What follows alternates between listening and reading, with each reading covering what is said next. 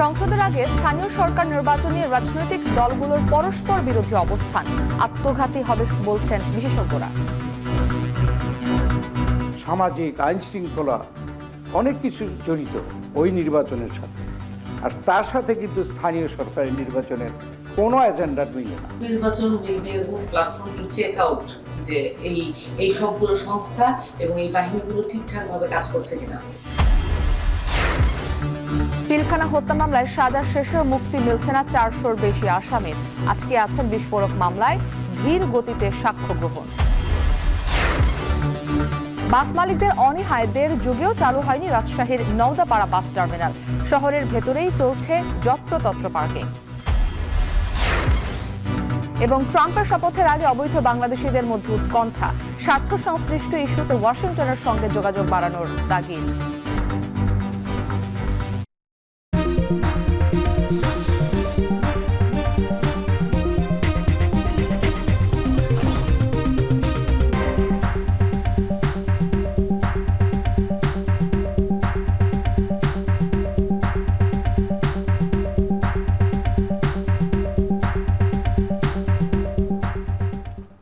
স্বাগত এখন সকালে। পুরো আয়োজনে আপনাদের সাথে আছি আমি ইসরাত মুক্তি।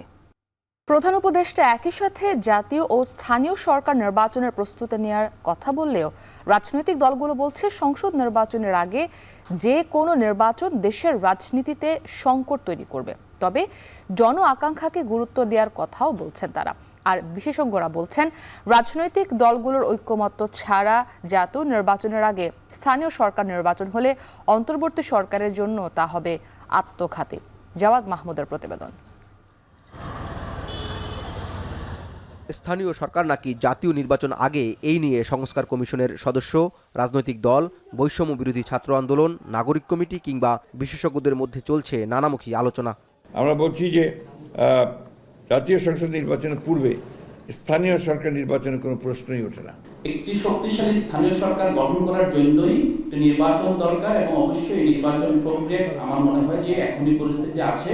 মূলত আমরা ওই জায়গাটাতে বলেছি যে সব নির্বাচন একসাথে করাটা সম্ভব নয়, আর সকল স্থানীয় সরকার নির্বাচন একসাথে করা সম্ভব নয়।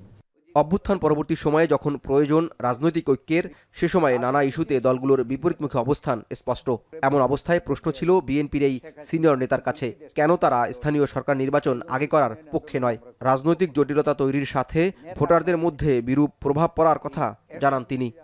সংখ্যাগরিষ্ঠতা পেয়ে যারা সরকার প্রতিষ্ঠা করবে তারা জনগণের সরকার, তারা যদি সিদ্ধান্ত নেয় যে আগের যে স্থানীয় সরকার নির্বাচন সঠিক হয় নাই, তাহলে এটা কি সুখকর হবে কিনা। সামাজিক আইন শৃঙ্খলা অনেক কিছু জড়িত ওই নির্বাচনের সাথে, আর তার সাথে কিন্তু স্থানীয় সরকারের নির্বাচনের কোনো এজেন্ডা মিলে না। স্থানীয় সরকার নির্বাচন নিয়ে জামায়াত ইসলামীর সহকারী সেক্রেটারি জেনারেল বলছেন, জনগণের আকাঙ্ক্ষা বাস্তবায়নে কাজ করবে তাদের দল।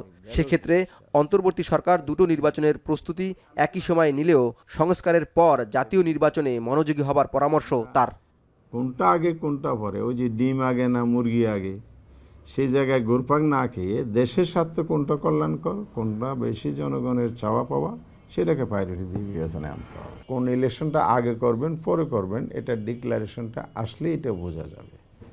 তবে ফোকাসটা জাতীয় নির্বাচনের, সবাই বলছে। আর জুলাই বিপ্লবের মধ্য দিয়ে গড়ে ওঠা জাতীয় নাগরিক কমিটির এই তরুণ নেতা বলছেন, দ্রুত সময়ে প্রান্তিকের জনভোগান্তি ও জাতীয় নির্বাচনের প্রস্তুতি হিসেবে আগে প্রয়োজন স্থানীয় সরকার নির্বাচন। এটা একটা ভালো পদ্ধতি হিসেবে, একটা ভালো গ্রাউন্ড হিসেবে কাজ করতে পারে জাতীয় নির্বাচনের জন্য। আমরা এটা ছাড়াও আরো বিবিধ কারণে আমরা স্থানীয় নির্বাচনের কথা আগে বলছি। শিক্ষার্থীদের জাতীয় নির্বাচনের আগে স্থানীয় সরকার নির্বাচনের দাবি ও রাজনৈতিক দলগুলোর মধ্যে বোঝাপড়ার দূরত্ব স্পষ্ট। এমন অবস্থায় বিশেষজ্ঞরা বলছেন, জাতীয় নির্বাচনের আগে স্থানীয় সরকার নির্বাচনের সিদ্ধান্ত হবে সরকারের জন্য আত্মঘাতী। এরপরও কোন নির্বাচন আগে হবে তা নির্ভর করছে রাজনৈতিক দলগুলোর মতামত ও গঠিত কমিশনের ঐকমত্যের উপর।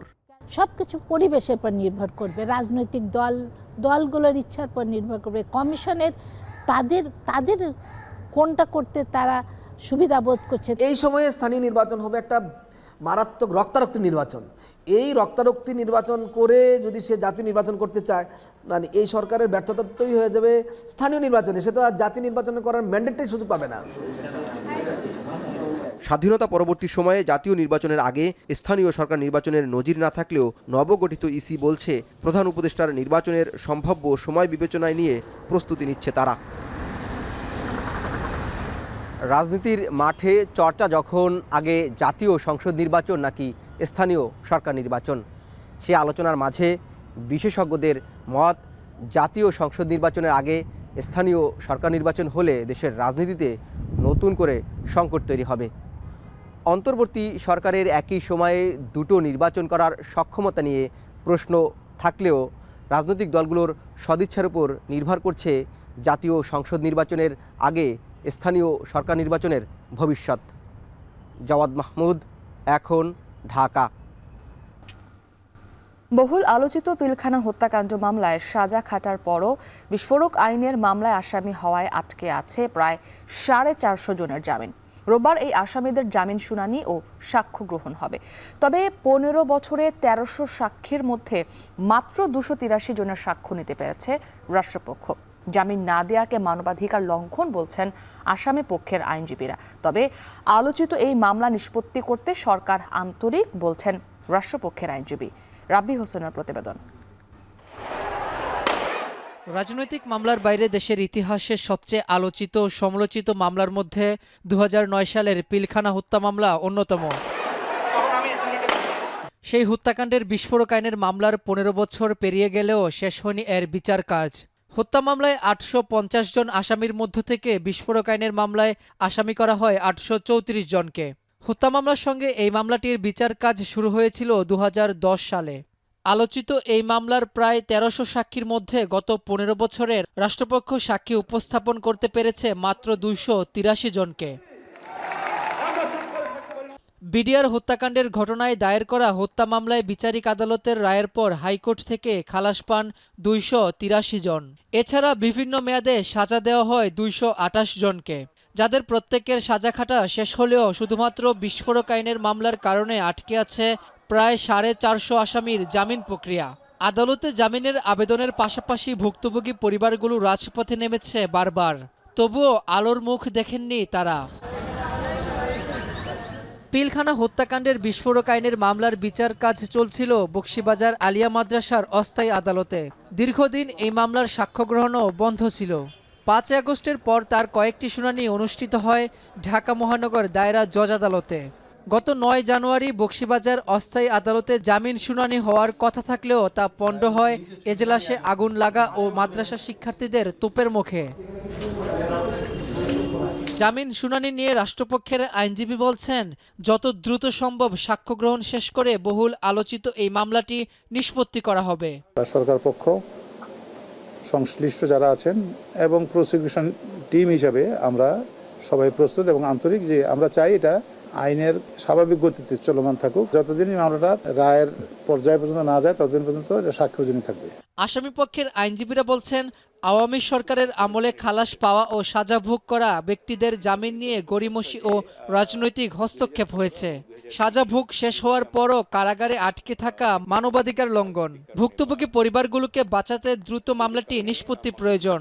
আইনানুগ সকল পন্থা তাদের বিবেচনা নিয়ে ছেড়ে দেওয়ার সুযোগ থাকা সত্ত্বেও সেটাকে ব্যবহার না করে আবারও তাদেরকে আটকে রাখা, এটা চরম তামাশা করা হচ্ছে তাদের সাথে, তাদেরকে উপহাস করা হচ্ছে।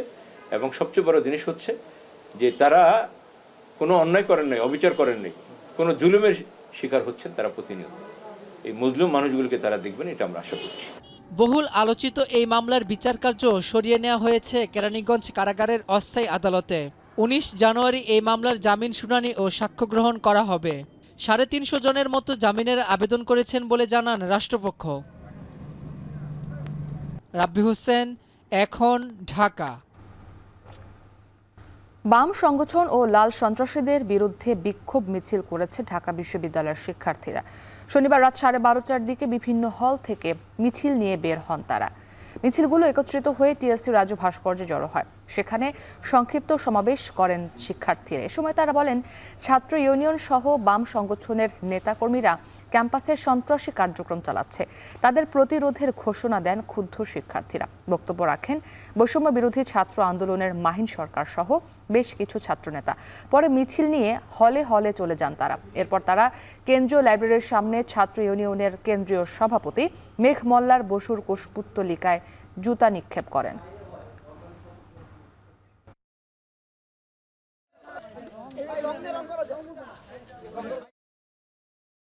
গত পরশু দিনের এনসিডিবির হামলার সাথে মেঘমাল্লার বসুর সংযোগ আছে কিনা এটা খোঁজে দেখা হবে।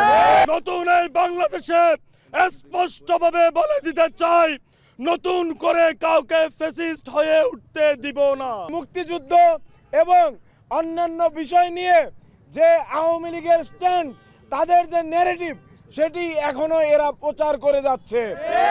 স্পষ্টতই এইখানে আমরা যারা 24-এর গণ অভ্যুত্থানের স্পিরিটকে ধারণ করি, তাদের সাথে আদর্শিক সংঘাত রয়েছে। বাস মালিকদের অনীহা আর যথাযথ পদক্ষেপের অভাবে 1.5 যুগ পেরিয়ে গেলেও রাজশাহী নওদাপাড়া বাস টার্মিনাল পূর্ণাঙ্গ রূপে চালু করা যাচ্ছে না। এতে শহরের ভিতরে যত্রতত্র চলছে গাড়ি পার্কিং। ভোগান্তির পাশাপাশি প্রতিনিয়ত ঘটছে ছোট বড় দুর্ঘটনা। সজীব আহমেদের ছবিতে আরও জানাবেন মাসুমা আক্তার। রাজশাহী নগরীর প্রাণকেন্দ্র শিরোইল বাস টার্মিনাল মোড়। একদিকে রাজশাহী রেলওয়ে স্টেশন, অন্যদিকে ঢাকাগামী দূরপাল্লার বাসগুলোর টিকিট কাউন্টার। ভোর থেকে মাঝরাত পর্যন্ত হাজারো যাত্রীর পদচারণায় মুখর থাকে এই পথ। টার্মিনাল থেকে ত্রিমুখী রাস্তা দখলে রাখা সারি সারি বাস, সেই সাথে যত্রতত্র গাড়ি থামিয়ে ওঠানো হয় যাত্রী। এতে দীর্ঘ যানজটে ভোগান্তিতে পড়েন নগরবাসী। ওই নওদাপাড়া বাস স্ট্যান্ডে যদি নেওয়া স্থানান্তর করা হয়, তাহলে নগরবাসীর জন্য সুবিধা হবে। যে কোনো একটা বড় গাড়ি যদি ঢুকে গোটা জ্যাম লেগে যায়। তবে টার্মিনালে জায়গা সংকট সহ নানাবিধ অজুহাত সড়ক পরিবহন মালিক শ্রমিকদের। বাস টার্মিনালটি স্থানান্তর না করে সংস্কারের দাবি তাদের। জীবনে নিরাপত্তাহীন রাস্তা এটা একটা, মানে যে কোনো ছিনতাই, চুরি, বিভিন্ন সমস্যা লেগেই থাকে। যাত্রীরা আমাদের ভাড়া দিতে চায় না, বুদ্ধিটাই কিন্তু আমরা রাস্তার এপার থেকে গাড়িগুলো ছাড়ি। নগরীর উপকণ্ঠ নওদাপাড়ায় 7.4 একর জায়গায় নির্মিত বাস টার্মিনালটি পুরোপুরি চালু হয়নি। পরিত্যক্ত অবস্থায় নষ্ট হচ্ছে টিকিট কাউন্টার, যাত্রীদের বসার স্থান সহ অন্যান্য অবকাঠামো। এছাড়া সংস্কারের অভাবে যাত্রী সেবায় যা হয়ে উঠেছে অনিরাপদ। দেখতে পাচ্ছেন কি অবস্থা গাড়িগুলোর মধ্যে, টার্মিনালের কোন দেখছেন না, গাড়িগুলো তুলছে তাও একটা জায়গাও ঠিক না। গাড়িগুলো বের করতে লেগে আমাদের গাড়ির অনেক ক্ষতি হয়। বর্ষার সময় এখানে পানি জমে থাকে, পানি নিষ্কাশনের ব্যবস্থা নেই। পরিবহন খাতকে সুশৃঙ্খল করতে যাত্রীদের নিরাপত্তা নিশ্চিতের পাশাপাশি পর্যাপ্ত জায়গা বরাদ্দ সহ সব পক্ষের সমন্বয়ে প্রশাসনের সহযোগিতা চান পরিবহন নেতারা। পুলিশ কমিশনার মহোদয় নিজে ওখানে তদন্ত করছেন এবং আমরা যাওয়ার জন্য এগ্রি।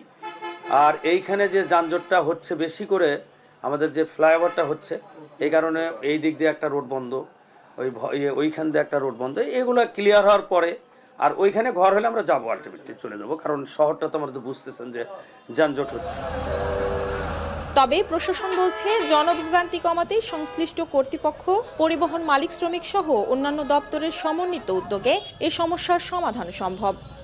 এখন যারা স্থানীয় নেতৃবৃন্দ আছেন আমাদের রাজশাহীতে, তারাও যদি স্থানীয় প্রশাসনের সাথে এবং বাস ট্রাক মালিক সমিতির সাথে একটা যদি আপনার যোগাযোগ বা সমন্বয় করেন, যে টার্মিনালটা কত দ্রুততম সময়ে আপনার শহরের এই শিরোইল থেকে নওদাপাড়া টার্মিনালে নেওয়া যেতে পারে। রাজশাহী নগরীর যানজট নিরসন ও উন্নত পরিবহন সেবা নিশ্চিতে 7 কোটি টাকার বেশি ব্যয়ে নির্মিত হয় নওদাপাড়া আন্তজেলা বাস টার্মিনাল, যেখানে একসঙ্গে প্রায় 500 বাস পার্কিং করা সম্ভব। মাসুমা আক্তার, এখন রাজশাহী। মাঘের শুরু থেকে খুলনায় বেড়েছে শীতের অনুভব। কুয়াশা আর হিমেল বাতাসে জেঁকে বসেছে শীত। এ নিয়ে আরও জানাতে নগরীর ময়লাপোতা থেকে আমাদের সঙ্গে যুক্ত হয়েছেন রামিম চৌধুরী। রামিম, খুলনায় শীতের সার্বিক অবস্থা জানাবেন এবং শীতের তীব্রতা নিয়ে আবহাওয়া অফিসের কোনো পূর্বাভাস রয়েছে কিনা?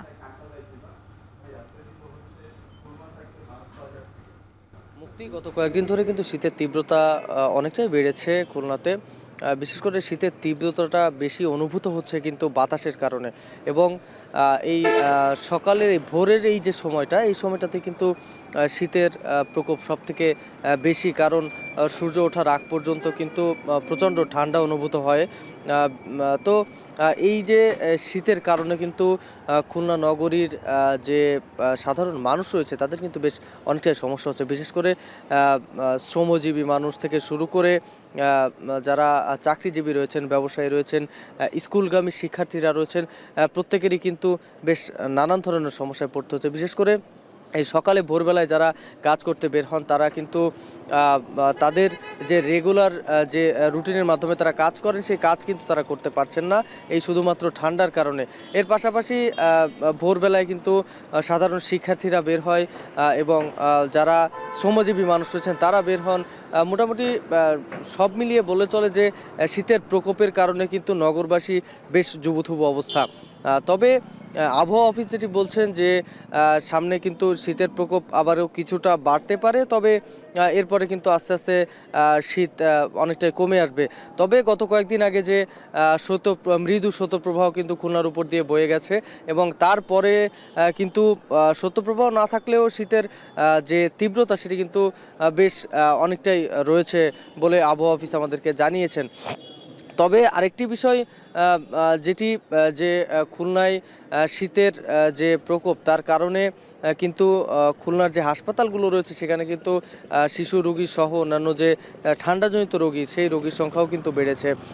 তবে শিশু হাসপাতালের রোগীর সংখ্যা সবথেকে বেশি বেড়েছে, কারণ খুলনায় যে ছোট 6 মাস থেকে শুরু করে বিশেষ করে 5-6 বছরের আগ পর্যন্ত যে শিশুরা রয়েছে তারাই কিন্তু এই ঠান্ডার কারণে বেশি ঝুঁকিতে থাকে এবং তারা কিন্তু বেশি আক্রান্ত হচ্ছে সর্দি, কাশি, শ্বাসকষ্টজনিত বিভিন্ন রোগে, এবং তারা সেই কারণে কিন্তু হাসপাতালে ভর্তি হয়ে চিকিৎসা নিচ্ছেন।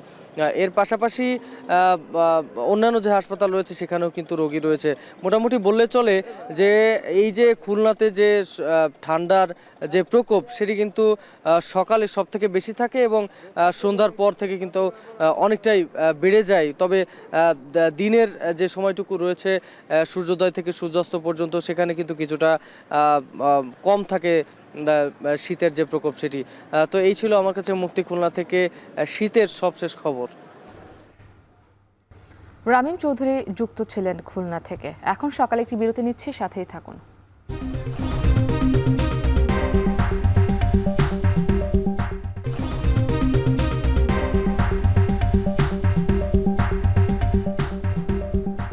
বিরতির পর স্বাগত, দেখছেন এখন সকাল।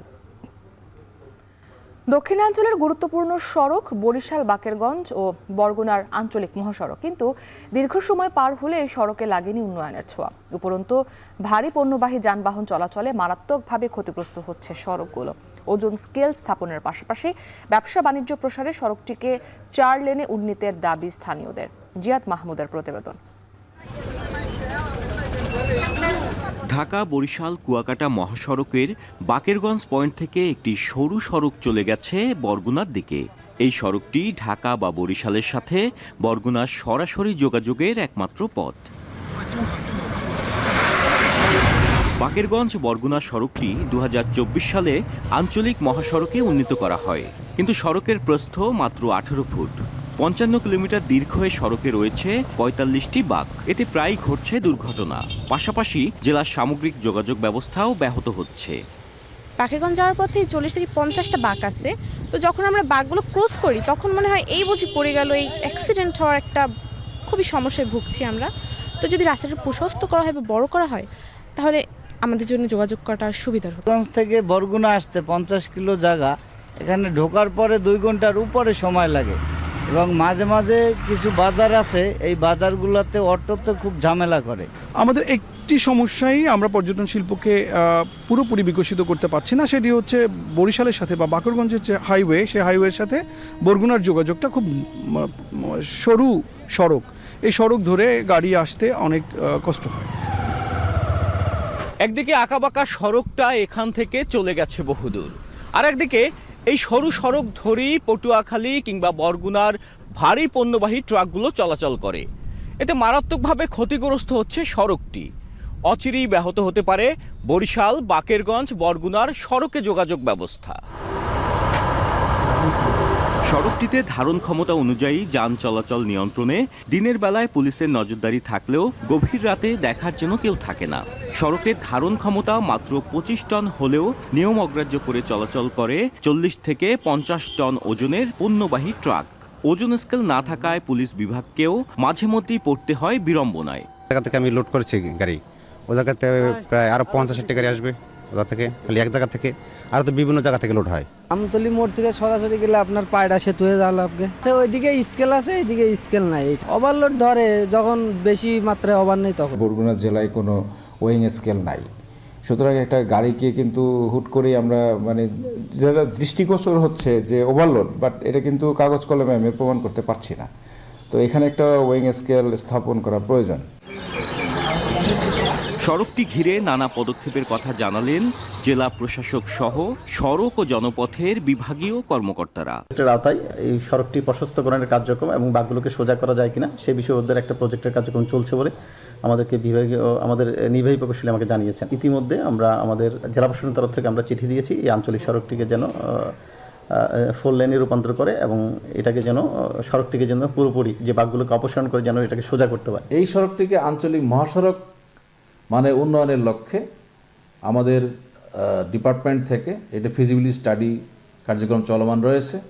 সেই ফিজিবিলিটি স্টাডি সম্পন্ন হওয়ার পরে ডিজাইন এবং অন্যান্য প্রক্রিয়া সমাপনান্তে এটার প্রকল্প গ্রহণের জন্য ডিপিপি এবং অন্যান্য কার্যক্রম গ্রহণ করা হবে। বরিশাল, বাকেরগঞ্জ, বরগুনা আঞ্চলিক মহাসড়কটি 4 লেনে উন্নীত করার দাবি জানিয়েছেন স্থানীয়রা। জিয়াদ মাহমুদ, এখন বরগুনা। ফরিদপুরে কৃষকদের মধ্যে দিন দিন জনপ্রিয় হয়ে উঠছে সমুলয় পদ্ধতিতে বোরো ধানের আবাদ। কৃষি প্রণোদনার আওতায় আধুনিক যন্ত্রপাতি ব্যবহারের ফলে কমছে সময়, শ্রম এবং খরচ। এতে নতুন করে আশার আলো দেখছেন কৃষকরা। মুফিজুর রহমান শিপনের প্রতিবেদন। প্রচলিত পদ্ধতির পরিবর্তে প্লাস্টিকের ট্রেতে বীজতলা তৈরি করে রাইস প্লান্টারের মাধ্যমে চলছে সমলয় পদ্ধতিতে ধানের চারা রোপণ। সরকারিভাবে কৃষি প্রণোদনার আওতায় ফরিদপুর সদর ও বোয়ালমারী উপজেলার 100 একর জমিতে এই চাষাবাদ শুরু হয়েছে। মেশিনের সাহায্যে চারা রোপণ থেকে ধান কাটা সবই হবে যান্ত্রিকভাবে। ধানের ক্ষেত্রে বেশি খরচ হয় রোপণ ও কাটায়, এ কারণে যন্ত্রের মাধ্যমে কাজ হওয়ায় কৃষকরা লাভবান হচ্ছেন বেশি। এই পদ্ধতিতে 1 হেক্টর জমিতে রোপণ ও কর্তনে সাশ্রয় হবে 26 থেকে 28 হাজার টাকা। জমি লাগাবে গেলে 5-6টা পরিত লাগে, আর মেশিন দিয়ে তো 5-6টা লাগে না। তাহলে আধা ঘন্টার ভিতরে 1 পাই জমি লাগানো চলছে। তাহলে এর স্যার ভালো সাহায্য আমরা কিভাবে পাবো? বিঘা প্রতি আপনার হাতে রোপণের সাথে 1 মণ ধান মানে 40 কেজি ধান বেশি হয় এ হইতেছে। আর একটা বিষয় হইতেছে জায়গা কম হয়, পানি কম লাগে, তো গ্রাহকের একটু মানে সাশ্রয় হয়। ফলন ভালোভাবে মানে যেটুকু ইঞ্চি মানে পরিমাণ থাকবে উচিত এতটুকু কিছু না করে মানে ফর্মুলা যায় মানে এই জন্য। কৃষি বিভাগ জানায় সমলয় পদ্ধতিতে হাইব্রিড ধানের আবাদে বিনামূল্যে বীজ ও সার দিচ্ছে সরকার। এতে কৃষকদের আগ্রহ বাড়ছে। ফলন বেশি ও শ্রমিক কম লাগায় আবাদে আগ্রহী হচ্ছেন কৃষকরা। কৃষকদেরকে উদ্বুদ্ধ করার জন্য যে যন্ত্র চালাইতে গেলে এরকম একটা জায়গার দরকার হয়, ছোট জমিতে চাষ করা কষ্টকর, যে কৃষক যদি গ্রুপ ভিত্তিক এরকম ফসল উৎপাদন করে তাহলে ফসলের উৎপাদন বাড়বে এবং যে সমলয়ের যে থিম এটা হচ্ছে সাকসেস হবে। এবং আর একটা জিনিস যেটা বেশি গুরুত্বপূর্ণ সেটা হচ্ছে কি, আমি যদি একসাথে যদি যে কোনো একটা ফসল চাষ করি তাহলে দেখবো যে এটার কিন্তু রোগ বালাই বা পোকামাকড়ের আক্রমণও কিন্তু কম হয়, কারণ মাঠে ব্যাপক এলাকায় একটা ফসল থাকে যার ফলে কিন্তু সেটার রোগ বালাই বা পোকামাকড়ের আক্রমণ কম হবে আর কি। কৃষিতে যান্ত্রিকরণ ছাড়া সামনে এগোনো সম্ভব না উল্লেখ করে জেলা প্রশাসক বললেন, সমলয় পদ্ধতি সহ কৃষির যে কোনো উদ্ভাবনে সহায়তা করতে প্রস্তুত তারা। দিন দিন কৃষি জমি কমে যাচ্ছে, তো সেই হিসাবে আধুনিক কৃষিতে আধুনিকায়ন এবং আধুনিক প্রযুক্তি ব্যবহারের ছাড়া কোনো বিকল্প নেই। তারই অংশ হিসেবে আজকে এখানে আমরা এসেছি এবং কৃষকদের মধ্যে প্রণোদনার অংশ হিসেবে এই কৃষি যে যান্ত্রিকরণ সেটা তাদেরকে এই বিষয়ে উদ্বুদ্ধ করেছি। চলতি মৌসুমে ফরিদপুরে 24,850 হেক্টর জমিতে বোরো ধানের আবাদের লক্ষ্য ঠিক করা হয়েছে। এখন ফরিদপুর।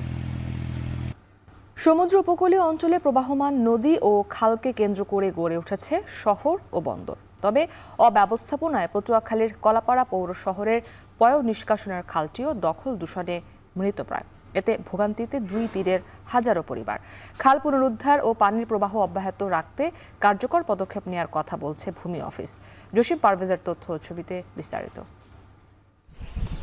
পটুয়াখালীর কলাপাড়ার এতিমখানা খাল 70 থেকে 80-র দশকে খালের উপর নির্ভর করেই সমৃদ্ধ হয়েছে শহরের আর্থসামাজিক অবস্থার। তবে দখল ও দূষণে এখন মৃত্যুপ্রায় আন্ধারমানিক নদের এই শাখা খালটি। শহর থেকে প্রায় 3 কিলোমিটার পর্যন্ত বিস্তৃত এই খাল। তবে এতিমখানা থেকে রহমতপুর এলাকা পর্যন্ত প্রায় 2 কিলোমিটার অংশে বন্ধ রয়েছে প্রবাহ। মশার উপদ্রব ও দুর্গন্ধে ভোগান্তিতে দুই তীরের বাসিন্দারা। বেড়েছে রোগবালাই। তারা খালের ভিতরে ভবন খাড়া করে মনে করেন খাল দখল করতে আছে। খালে আমাদের অনেক সমস্যা হয় ব্যবসায়, যেরকম এখানে একটা লোক খাবার খাইতে বসলে দুর্গন্ধ আসে। খুব তাড়াতাড়ি যদি এটা খালটি খনন হয় তাহলে আমরা এই সমস্যা থেকে আমরা খুব তাড়াতাড়ি সমাধান পাবো আর কি। পুরো শহরের কৃষি বাণিজ্যিক কার্যক্রম চলছে এই খালকে কেন্দ্র করেই। তাই খালটির রক্ষার দাবি স্থানীয়দের। সব ধরনের বর্জ্য এখানটায় ফেলা হয়। খালটির নাব্যতা শেষ হয়ে গেছে এবং দখল দূষণে একাকার হয়ে গেছে। যারা দখল করেছে দুর্বৃত্তদের এখান থেকে উৎখাত করা দরকার। অবিলম্বে খালটি খনন করে খালটির নাব্যতা রক্ষা করা দরকার। ভূমি অফিস বলছে শহর আধুনিকায়ন ও পরিবেশ রক্ষার কাজ চলছে। একই সঙ্গে খালটিও পুনরুদ্ধার এবং অবৈধ দখল মুক্ত করার উদ্যোগ গ্রহণ করা হচ্ছে বলে জানান সহকারী কমিশনার। উচ্ছেদ অভিযান চালানোর জন্য আমাদের পরিকল্পনা রয়েছে, যেহেতু এটি শুকনো মৌসুমে আমরা অচিরেই উচ্ছেদের জন্য কার্যক্রম গ্রহণ করব। খালটি রক্ষায় শীঘ্রই ব্যবস্থা নেয়ার দাবি জানান স্থানীয়রা। জসিম পারভেজ, এখন কলাপাড়া। ক্রেতা ও দর্শনার্থীদের পদচারণায় মুখর কুমিল্লার শিল্প ও বাণিজ্য মেলা প্রাঙ্গণ। বিশেষ করে ছুটির দিনগুলোতে দেশি বিদেশি পণ্যের দোকানে থাকে উপচে পড়া ভিড়। তবে মেলায় কসমেটিক্স, পোশাক, গহনা, আসবাবপত্র, খাবার সহ নানা পণ্যের সমাহার থাকলেও এসবের মান নিয়ে রয়েছে প্রশ্ন। মাসুদ আলমের প্রতিবেদন। 2019 সালে করোনায় বন্ধ হওয়ার পর কুমিল্লায় এবারই প্রথম অনুষ্ঠিত হচ্ছে শিল্প ও বাণিজ্য মেলা। দীর্ঘদিন পর জেলা প্রশাসনের এই আয়োজন ঘিরে ব্যাপক উৎসাহ রয়েছে স্থানীয় ক্রেতা দর্শনার্থীদের মাঝে। তাই স্টেশন ক্লাবের মাঠে এই উপচে পড়া ভিড়। মাস জুড়ে এই মেলায় খাদি, বাটিক, কারু ও মৃৎশিল্প সহ দেশি বিদেশি নানা পণ্যের পসরা সাজিয়ে বসেছেন দেশের নানা প্রান্ত থেকে আসা দোকানিরা। রয়েছে মুখরোচক খাবার সহ শিশুদের বিভিন্ন রাইড। অনেক কিছু কিনছি, অনেক ধরনের অনেক সুন্দর সুন্দর জিনিস পাওয়া যায়। স্টলগুলো অনেক সুন্দর। চুলের ব্যান্ড কিনবো, জামা কিনবো, হাতের ব্রেসলেট কিনবো, অনেক কিছুই। বেচা কেনাও প্রত্যাশার চেয়ে ভালো বলে জানান বিক্রেতারা। তবে পণ্যের দাম ও গুণগত মান নিয়ে রয়েছে ক্রেতাদের অভিযোগ। জিনিসপত্রের দাম যেরকম থাকে তার চেয়ে এখানে আমার মনে হচ্ছে একটু বেশি। বাহিরে 50 টাকা দিয়ে কিনি, সেটা আবার এখানে 60 টাকা 70 টাকা করে নিচ্ছে। আমাদের আশা যতটুকু করছিলাম তার থেকে অনেক বেশি আসে। আর বেচা কেনা মোটামুটি অনেক ভালো। সবগুলো স্টলে দেখলাম বেচা কেনা ভালো হচ্ছে, আমাদেরও অনেক ভালো বেচা কেনা হচ্ছে। এবারের মেলায় স্থান পেয়েছে 120টিরও বেশি স্টল। 1 জানুয়ারি থেকে শুরু হওয়া এই মেলা চলবে আগামী 31 জানুয়ারি পর্যন্ত। মাসুদ আলম, এখন কুমিল্লা। এখন সকালে নিচ্ছে আরও একটি বিরতি, সাথেই থাকুন।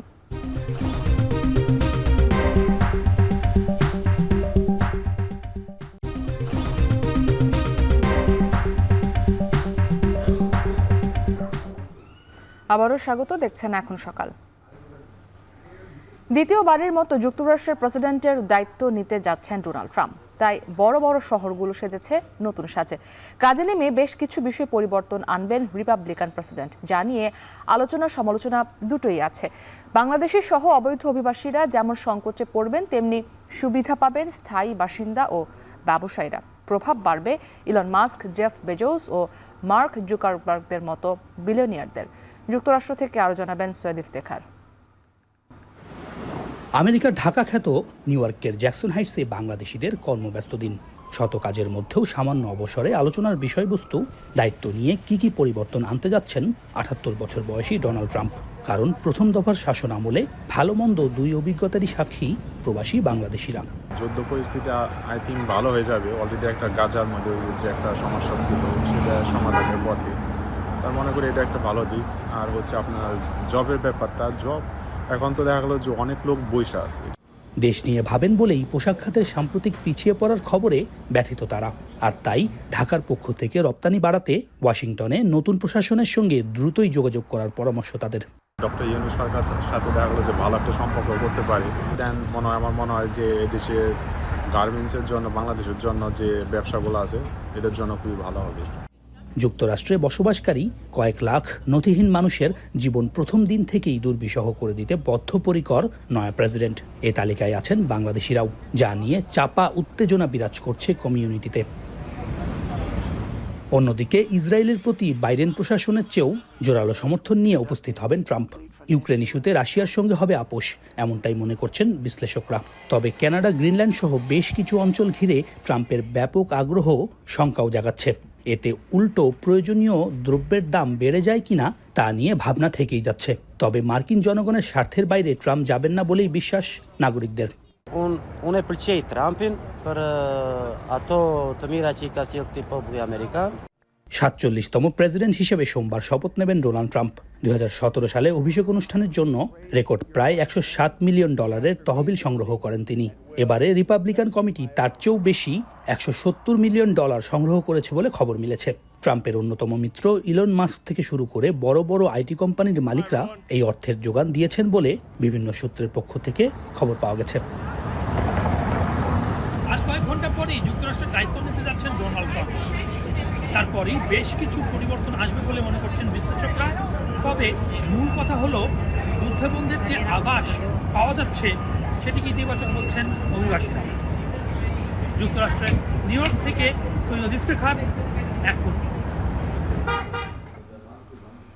রাষ্ট্র হিসেবে ৩০০ বছরের যাত্রা, সাম্রাজ্যের বয়সও একই। তবে আরব উপদ্বীপের অংশ হিসেবে সৌদি আরবে মানব সভ্যতার ইতিহাস ৬৩,০০০ বছরের পুরনো। একবিংশ শতাব্দীতে এসে সৌদি আরবের ইতিহাস, ঐতিহ্য, ঐতিহাসিক স্থাপনা নিয়ে পর্যটকদের আগ্রহ বাড়ছে। সৌদি নাগরিকদের পাশাপাশি এসব স্থানকে ঘিরে অভিবাসী দর্শনার্থীদের আগ্রহ তুঙ্গে। জাহাঙ্গীর আলম হৃদয়ের পাঠানো তথ্য ছবিতে বিস্তারিত।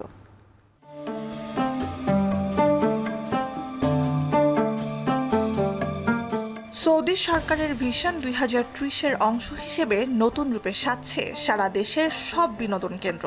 বিশেষ করে নিজেদের সমৃদ্ধ ইতিহাস, ঐতিহ্য সম্পর্কে বিশ্ববাসীকে জানাতে নেওয়া হচ্ছে নানা ব্যবস্থা।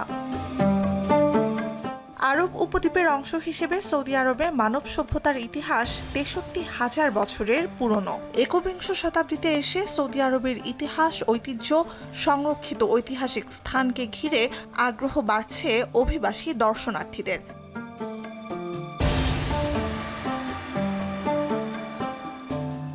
রাজধানী রিয়াদে কিং আব্দুল আজিজ এক্সিবিশন সেন্টারে প্রতিদিন সকাল থেকে নানা দেশের নানা বয়সের দর্শনার্থীদের দেখা মেলে। সৌদি নাগরিকদের পাশাপাশি বাংলাদেশ, ভারত, পাকিস্তান, চীন, জাপান, জর্ডান, মিশর, ইয়েমেন সহ নানা দেশের মানুষ ব্যস্ততার মাঝে সময় বের করে জানতে আসেন ইতিহাস। বাংলাদেশ, পাকিস্তান, ইন্ডিয়া, ভারত পুরো কান্ট্রি আসতেছে। যে অনেক রাষ্ট্র থেকে, ইটালি থেকে, জাপানি থেকে বা চায়না থেকে অনেক পাবলিক আসতেছে। এক্সিবিশন সেন্টারের ভেতরে রয়েছে ইসলাম ধর্মের জন্মলগ্নের বিভিন্ন স্থানের নিদর্শন, মক্কা, মদিনা, মসজিদে কুবা, উহুদের ময়দান, জাবালে নূর, পাথরে খোদাই করা পবিত্র কুরআনের বাণী, পাথরে লেখা আরবি ভাষা, কবিতা, আরবি বর্ণমালা, সোনালী ছাপা অক্ষরে লেখা পবিত্র কুরআনের আয়াত, নবীদের আমলে সংঘটিত বিভিন্ন যুদ্ধে ব্যবহৃত অস্ত্র ইত্যাদি। This is my first time to visit a national museum. মরুর পাহাড়, দিগন্ত বিস্তৃত মরুভূমি, মহানবী হযরত মুহাম্মদ সাল্লাল্লাহু আলাইহি ওয়াসাল্লাম যেখানে আল্লাহর হেদায়েত প্রাপ্ত হয়েছেন সেই ঐতিহাসিক হেরা পর্বতের গুহা, মক্কা থেকে মদিনায় হিজরতকালীন ইতিহাস ইত্যাদি ছবির মাধ্যমে তুলে ধরা হয়েছে এই এক্সিবিশন সেন্টারে। সৌদি রাজপরিবারের ব্যবহৃত আসবাবপত্র রয়েছে রিয়াদ এক্সিবিশন সেন্টারে। এখানে ঢুকতে লাগে না কোনো প্রবেশ ফি, তবে নিশ্চিত করা হয়েছে যথাযথ নিরাপত্তা, পরিচ্ছন্ন পরিবেশ এবং ইসলাম ধর্মের ইতিহাস ঐতিহ্য দেখে সন্তোষ জানান আগত দর্শনার্থীরা। নুজহাত কামাল, এখন সৌদি আরব। অবশেষে আনুষ্ঠানিকভাবে গাজা যুদ্ধবিরতি চুক্তি অনুমোদন দিয়েছে ইসরায়েলি মন্ত্রিসভা। দীর্ঘ 6 ঘন্টার বৈঠক ও ভোটাভুটি শেষে শনিবার ভোররাতে চুক্তি অনুমোদন দেয়া হয়। আল জাজিরার প্রতিবেদন বলছে 32 সদস্যের মন্ত্রিসভার 24 জন প্রস্তাবের পক্ষে ভোট দেন, বিপক্ষে ভোট পড়ে 8টি। এর মাধ্যমে রোববার থেকেই শুরু হচ্ছে 6 সপ্তাহের বহুল আকাঙ্ক্ষিত যুদ্ধবিরতি। 3 ধাপের এই চুক্তিতে গাজায় যুদ্ধবিরতির পাশাপাশি উপত্যকা থেকে ইসরায়েলি সেনা প্রত্যাহার, হামাসের হাতে বন্দী জিম্মি ও ফিলিস্তিনি কারাবন্দীদের মুক্তির বিষয়টি অন্তর্ভুক্ত। তবে চুক্তি কার্যকরের আগ মুহূর্ত পর্যন্ত গাজায় আগ্রাসন চালিয়ে যাচ্ছে আইডিএফ। বৃহস্পতিবার যুদ্ধবিরতিতে দুপক্ষের সম্মতির পর থেকে ইসরায়েলের হামলায় নিহত শতাধিক ফিলিস্তিনি।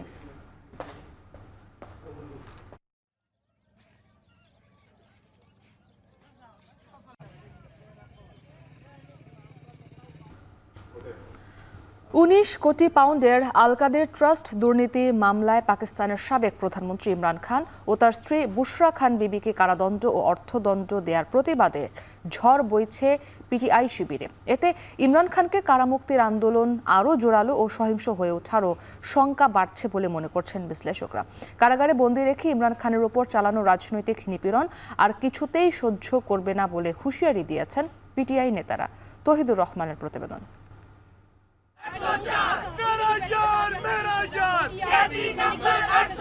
তোমার বন্ধু আমার বন্ধু, বন্দি নম্বর 804।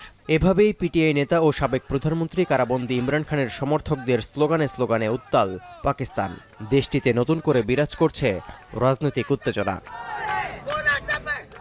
শুক্রবার আল কাদির ট্রাস্ট দুর্নীতি মামলায় দোষী সাব্যস্ত করে ইমরান খানকে 14 বছর এবং তার স্ত্রী বুশরা খান বিবিকে 7 বছরের কারাদণ্ড ও উভয়কেই আলাদা অর্থদণ্ডে দণ্ডিত করায় রাওয়ালপিন্ডির রাস্তায় নেমে ক্ষোভ ঝাড়তে শুরু করেন পিটিআই সমর্থক ও নেতাকর্মীরা। 19 কোটি পাউন্ডের এই দুর্নীতি মামলায় রায়ের দিন জামিনে থাকা ইমরান খানের স্ত্রীকে ফের পুলিশি হেফাজতে নেওয়ায় নিন্দার ঝড় উঠেছে পিটিআই শিবিরে। A fake case, it's a politically motivated case. Everybody in Pakistan knows it. এর মধ্য দিয়ে 2022 সাল থেকে রাজনৈতিক সংকটে ডুবে থাকা পাকিস্তানে আগুনে ঘি ঢালার পরিস্থিতি তৈরি হয়েছে বলে মনে করছেন রাজনৈতিক বিশ্লেষকরা। এতে ইমরান খানকে কারামুক্তির আন্দোলন আরও জোরালো ও সহিংস হয়ে ওঠার আশঙ্কা করা হচ্ছে। অন্যদিকে কারাগারে বন্দী রেখে ইমরান খানের উপর চালানো এমন রাজনৈতিক নিপীড়ন আর সহ্য করা হবে না বলে হুঁশিয়ারি দিয়েছেন পিটিআই নেতারা। Imran Khan and he sentenced him to 14 years imprisonment, and he is also convicted the spouse of Imran Khan to 7 years imprisonment.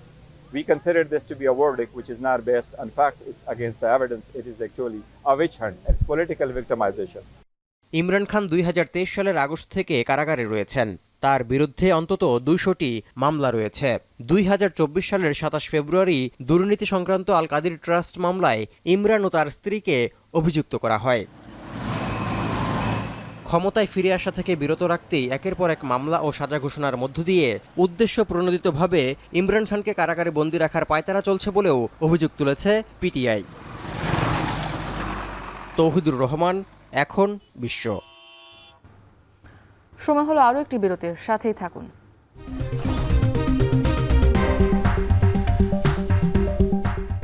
এখন সকাল শেষ করার আগে শিরোনামগুলো আরও একবার। সংসদের আগে স্থানীয় সরকার নির্বাচন নিয়ে রাজনৈতিক দলগুলোর পরস্পর বিরোধী অবস্থান আত্মঘাতী হবে বলছেন বিশেষজ্ঞরা। সামাজিক আইন শৃঙ্খলা অনেক কিছু জড়িত ওই নির্বাচনের সাথে, আর তার সাথে কিন্তু স্থানীয় সরকারের নির্বাচনের কোনো এজেন্ডার মিলে না। এটা একটা ভালো পদ্ধতি হিসেবে, একটা ভালো গ্রাউন্ড হিসেবে কাজ করতে পারে জাতীয় নির্বাচনের জন্য। আমরা এটা ছাড়াও আরো বিবিধ কারণে আমরা স্থানীয় নির্বাচনের কথা আগে বলছি। পিলখানা হত্যা মামলায় সাজা শেষে মুক্তি মিলছে না 400-র বেশি আসামির। আটকে আছেন বিস্ফোরক মামলায় ধীর গতিতে সাক্ষ্য গ্রহণ। বাস মালিকদের অনীহায় দেড় যুগেও চালু হয়নি রাজশাহীর নওদাপাড়া বাস টার্মিনাল। শহরের ভেতরেই চলছে যত্রতত্র পার্কিং। এবং ট্রাম্পের শপথের আগে অবৈধ বাংলাদেশিদের মধ্যে উৎকণ্ঠা, স্বার্থ সংশ্লিষ্ট ইস্যুতে ওয়াশিংটনের সঙ্গে যোগাযোগ বাড়ানোর তাগিদ।